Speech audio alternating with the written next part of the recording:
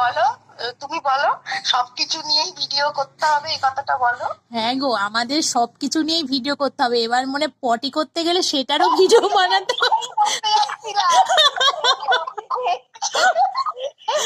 আমরা এই রাত তোমার আমার সিনেমাটা দেখতে গেছি না, হ্যাঁ। ওখানে একটা সিন দেখিয়েছে পুরো পটিতে গেল, ঢুকলো, হ্যাঁ,